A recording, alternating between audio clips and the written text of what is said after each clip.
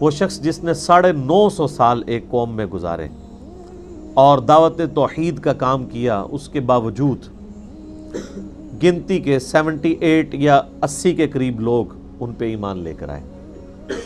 اور جب اتنی لمبی دعوت و تبلیغ کا کام کوئی شخص کر چکا ہو تو وہ جسٹیفائی ہے کہ وہ اینڈ پہ پھر اللہ تعالیٰ سے عذاب مانگے کہ اے اللہ، جو تیرا وعدہ ہے کہ تو اپنے پیغمبروں اور ان کے ماننے والوں کو بچائے گا، ان کے مخالفین کو تباہ و برباد کرے گا، تو اب وہ وقت آ گیا ہے کہ میں نے ان کو ہر اعتبار سے دعوت و تبلیغ کا کام کر کے سچائی ان پہ واضح کر دی ہے، اس کے باوجود ان لوگوں نے سچائی قبول نہیں کی، لہٰذا انہیں تباہ و برباد کر دیا جائے۔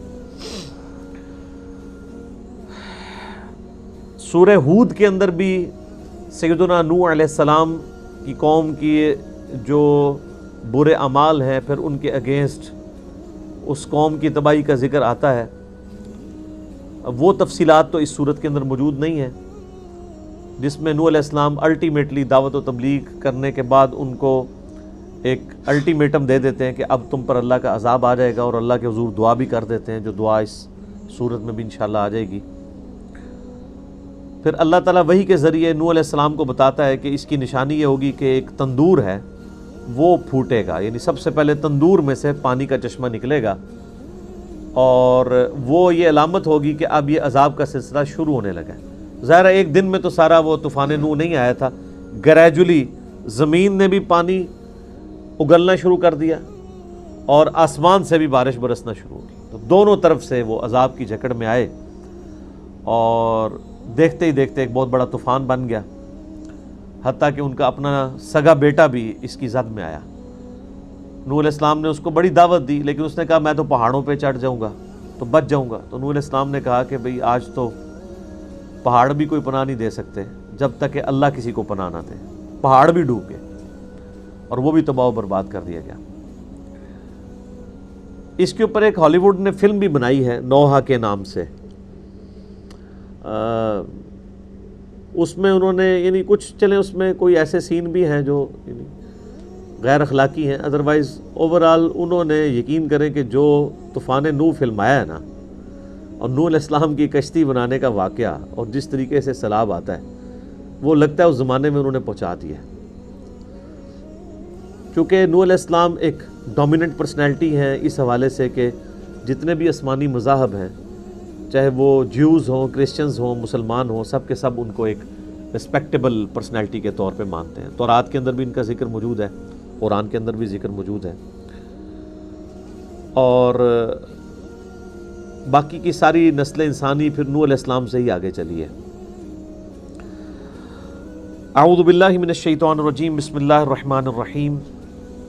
انا ارسلنا نوحا الی قومہ، بے شک ہم نے بھیجا نوح علیہ السلام کو ان کی قوم کی طرف، ان انذر قومک من قبل، کہ وہ اپنی قوم کو ڈر سنائیں اس سے پہلے کہ ان یأتیہم عذاب علیم، کہ ان پر وہ نازل ہونے والا دردناک عذاب آ جائے۔ جب بھی کوئی رسول مبعوث ہوتا ہے اس کا اینڈ رزلٹ پھر یہی ہوتا ہے کہ رسولوں کے ماننے والوں کو اللہ تعالیٰ بچا لیتا ہے، ان کے مخالفین کو تباہ و برباد کرتا ہے۔ تو ایک بڑا عذاب تو قیامت کے دن آنا ہے کہ جن لوگوں نے دنیا میں شرک کی زندگی گزاری، اللہ تعالیٰ ان سے بدلہ لے گا اور ان کو واصل جہنم کرے گا۔ اللہم اجرنا من النار۔ تو اس سے پہلے اللہ تعالیٰ نے ایک حجت تمام کرنے کے لیے، جو سورہ نساء میں بھی ذکر موجود ہے، کہ اللہ تعالیٰ نے رسولوں کو، انبیاء کو ڈر سنانے والا اور خوشخبری دینے والا بنا کے بھیجا، تاکہ قیامت والے دن کوئی شخص اللہ تعالیٰ کے خلاف حجت نہ قائم کر سکے کہ یا اللہ میرے پاس تو کوئی پیغمبر آیا نہیں تھا کہ میں اس کی دعوت قبول کرتا رسولوں کے آ جانے کے بعد۔ تو اسی کی کنٹینیوشن کے طور پہ اللہ تعالیٰ فرما رہا ہے کہ اس قوم میں بھی ہم نے ایک رسول بھیجا تھا جو ان کو ڈر سنائے کہ تم پر بڑے دن کا عذاب آنے والا ہے۔ قال یا قوم انی لکم نذیر مبین، وہ کہنے لگے دعوت حق دیتے ہوئے کہ اے میری قوم، بے شک میں کھلا ڈر سنانے والا ہوں تمہاری طرف، ان اعبدوا اللہ، کہ عبادت کرو اللہ کی، واتقوہ، اور اس سے ڈرو، واطیعون، اور میری پیروی اختیار کرو۔ یہ سارے نبیوں کی بنیادی دعوت یہی ہے۔ وَلَقَدْ بَعَثْنَا فِي كُلِّ أُمَّةٍ رَسُولًا ان اعبدوا اللہ واجتنبوا الطاغوت، ہر امت میں کوئی نہ کوئی رسول ہم نے مبعوث کیا اسی بنیادی دعوت کے ساتھ کہ اللہ کی عبادت کرو اور اللہ کے مخالف جو طاغوت ہیں ان کی نفی کرنی ہے۔ اللہ کو ماننا کافی نہیں ہے، عبادت بھی اللہ کی کرنی ہے، اور عبادت ہے ٹوٹل اوبیڈینس کا نام۔ اللہ کو تو سارے مان رہے ہیں، کسی نہ کسی فارم میں ایک کریٹر کو تو سب مانتے ہیں سوائے چند ایک فنیٹکس کے۔ جتنے لوگ ہیں وہ یعنی چاہے وہ سائنٹسٹ ہوں، سپریم بینگ کہہ کے، سپر نیچرل اتھارٹی کہہ کے مان لیں، کوئی بھگوان کہہ کے مان لے، کوئی گاڈ کہہ کے، کوئی خدا کہہ کے، کوئی اللہ کہہ کے، اللہ کو تو سب مان رہے ہیں۔ اللہ کی بھی ماننی ہے، وہ ہے اللہ کی عبادت، ٹوٹل اوبیڈینس، کلی اس کے تابع فرمان ہو جانے کا نام یہ اس کی عبادت ہے، چاہے وہ اس کے اپنے حقوق سے ریلیٹڈ ہو، چاہے اس کے بندوں کے حقوق سے ریلیٹڈ ہو۔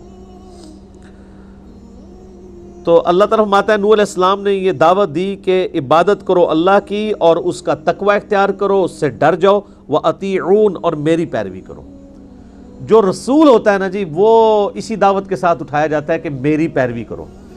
شخصی اطاعت جو ہے وہ رسول کی ہوتی ہے، اور جب رسول مبعوث ہوتا ہے تو اللہ تعالیٰ کی طرف سے پھر یہ الٹیمیٹم بھی آتا ہے کہ جو رسول کی نافرمانی کرے گا وہ تباہ و برباد کر دیا جائے گا۔ البتہ جو انبیاء ہوتے ہیں وہ دعوت و تبلیغ کا کام کرنے کے لیے دنیا میں آتے ہیں، ان سے پہلے جو شریعت چل رہی ہوتی ہے رسولوں کی، وہ اسی میں ہی ایک مجدد بن کے آتے ہیں، لوگوں کو صحیح بات بتاتے ہیں، لیکن وہ یہ دھمکی نہیں لگاتے کہ جو ہماری پیروی نہیں کرے گا تو اس پہ دنیا میں عذاب آ جائے گا، جس کی ڈومیننٹ مثال آپ کو سیدنا یوسف علیہ السلام کی ملتی ہے کہ وہ نبی تھے، رسول نہیں تھے۔ اسی لیے آپ سورہ یوسف میں دیکھیں وہ لوگوں کو دعوت و تبلیغ کا کام کرتے ہیں، اس کے بعد دھمکی یہ نہیں دیتے ہیں کہ میری پیروی کرو ادروائز تم تباہ و برباد کر دی جاؤ گے۔ وہ یہی کہتے ہیں کہ میرے آباء و اجداد سیدنا ابراہیم، اسماعیل، اسحاق علیہ السلام اجمعین، ان کو اللہ تعالیٰ نے اسی دعوت کے ساتھ مبعوث کیا تھا کہ ایک اللہ کی عبادت کرنی ہے تو تم بھی توحید کے اوپر کاربند رہو۔ اسی لیے دیکھیں کہ وہ ایک دوسرے یعنی آپ سمجھ لیں مذہب سے تعلق رکھنے والا بادشاہ جو روایتوں میں آتا ہے بعد میں مسلمان ہو گیا، اس کے انڈر انہوں نے ایز اے وزیر بھی مصر کے اندر کام کیا ہے، ورنہ تو سب سے پہلے اس کو دھمکی لگاتے ہیں کہ تو اپنی پوسٹ چھوڑ، میں ادھر آ کے بیٹھوں گا، میں خدا کا ریپریزنٹیٹو ہوں۔ اسی طریقے سے بنی اسرائیل میں بھی جو انبیاء آتے رہے ہیں، اوپر رومن امپائر کی حکومت رہی ہے لیکن وہ اپنے دعوت و تبلیغ کا کام کرتے رہے۔ حضرت زکریا علیہ السلام، حضرت یحییٰ علیہ السلام، وہ ہیکل سلیمانی میں، ٹیمپل آف دا سلیمان میں بیٹھ کے یعنی دعوت و تبلیغ کا کام کرتے تھے، حکومت جو ہے وہ کافروں کے پاس تھی۔ تو وہ ایک سمجھ لیں منجی کی حیثیت سے نہیں آتے تھے کہ وہ ان کو کافروں سے نجات دلا کے ان کی حکومت اسٹیبلش کریں۔ اس طرح کے جو رسول آئے ہیں وہ پھر نبی نہیں ہوتے، وہ رسول بھی ہوتے ہیں، جس طرح کہ حضرت موسیٰ علیہ السلام، ان کو اللہ تعالیٰ نے مبعوث کیا تو پھر بنی اسرائیل کو آزاد کروایا فرعون سے۔ یغفر لکم من ذنوبکم، وہ بخش دے گا تمہارے گناہوں کو، گناہوں میں سے گناہوں کو، یعنی ٹوٹلی نہیں، یعنی ایک امید دلائی جا رہی ہے کہ اس کی طرف رجوع لاؤ گے، آہستہ آہستہ اللہ تعالیٰ تمہارے گناہوں سے درگزر فرما دے گا۔ وَيُؤَخِّرْكُمْ إِلَىٰ أَجَلٍ مُّسَمًّى، اور تمہیں وہ مہلت دے گا ایک مقررہ میعاد تک، یعنی جو دنیا میں زندگی اللہ نے دی ہے وہ اتنی مہلت تمہیں دے گا برتنے کے لیے۔ إِنَّ أَجَلَ اللَّهِ إِذَا جَاءَ، بے شک اللہ کی طرف سے جب موت کا وقت، اجل کا وقت مقرر آ جاتا ہے، لا یؤخر، تو وہ تاخیر میں نہیں پھر پڑتا۔ لو کنتم تعلمون، کاش تم اس حقیقت کو جان لیتے۔ یہ تو ان کی بنیادی دعوت پہلی 4 آیات کے اندر اللہ تعالیٰ نے بیان کر دی ہے۔ اب حضرت نوح علیہ السلام کا نوحہ شروع ہوتا ہے۔ یہ نوحہ لفظ کوئی برا نہیں ہے اگر اس کے اندر وہ ماتم والا معاملہ نہ کیا جائے۔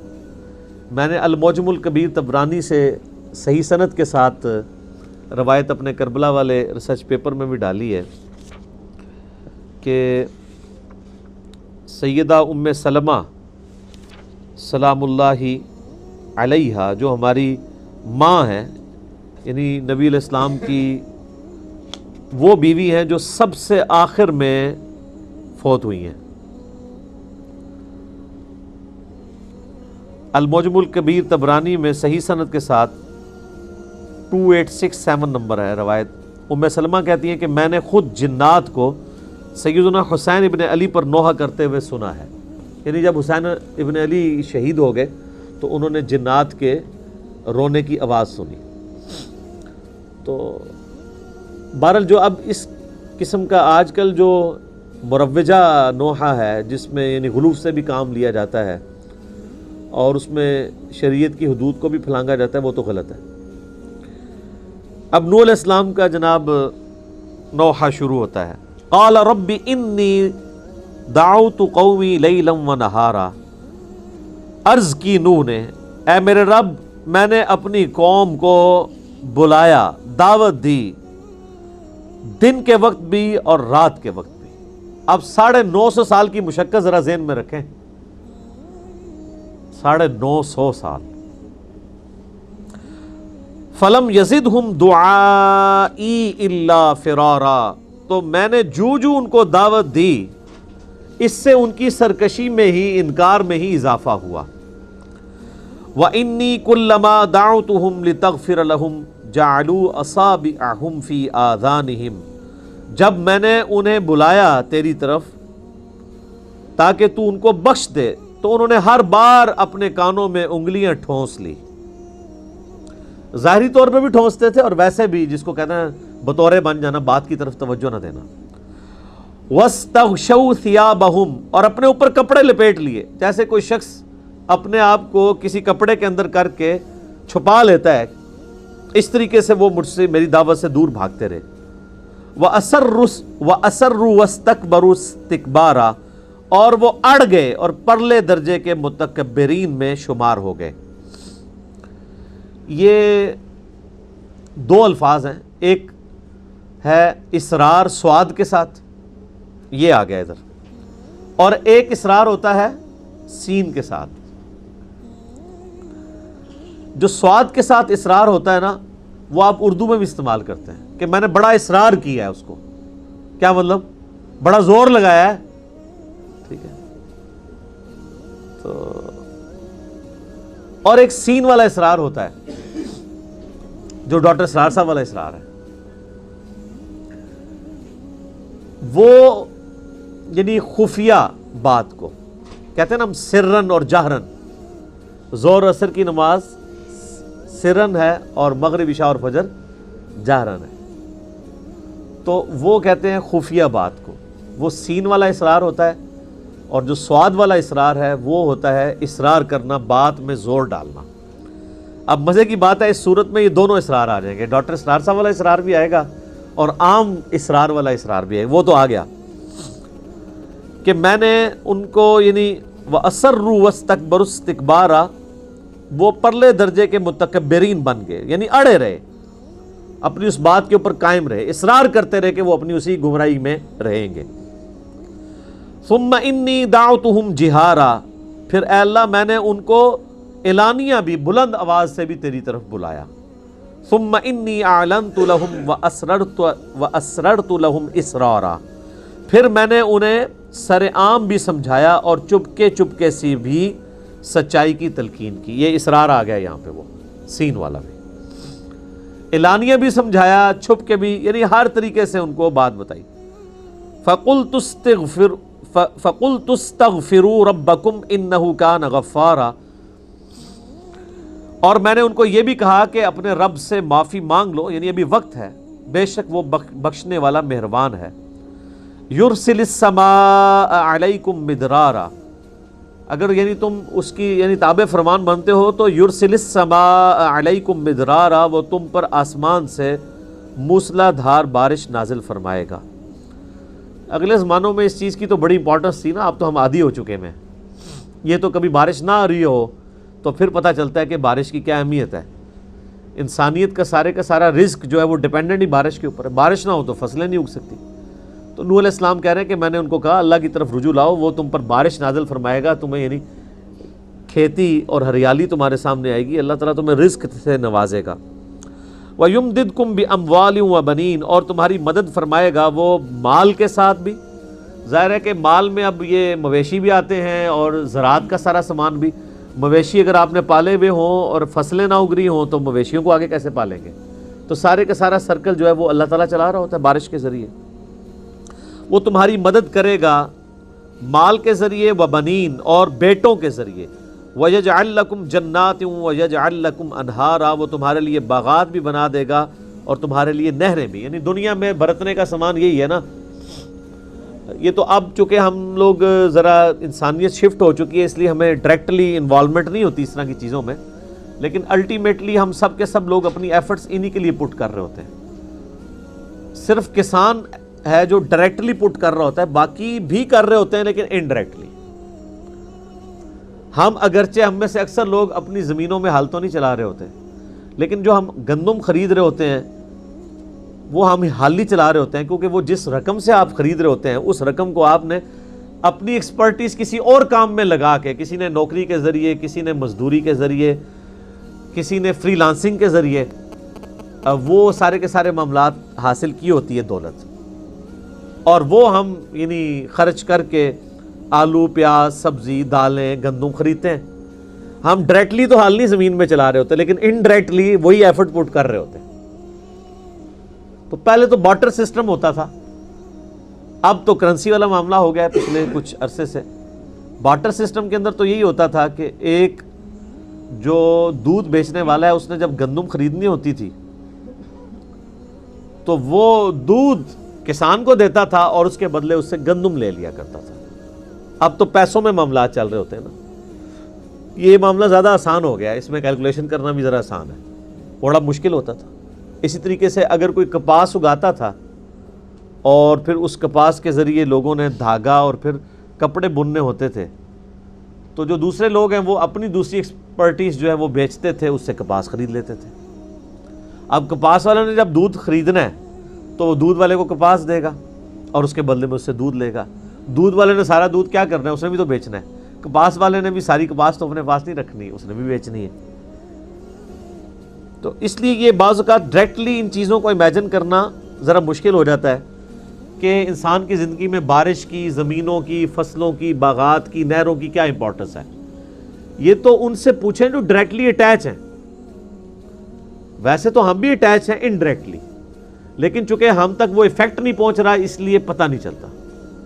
یہ تو گندم جو ہے وہ گندم اگر شارٹ ہو جائے مارکیٹ کے اندر تو جناب یہ سنیارے کیا بیٹھ کے سونے کی ڈلیاں کھائیں گے؟ یا جو لوگ کپڑے بیچ رہے ہیں تو وہ کپڑے کی ٹاکیاں کاٹ کاٹ کے کھانا شروع کر دیں گے، ہاتھ پاؤں پڑ جائیں گے سب کو.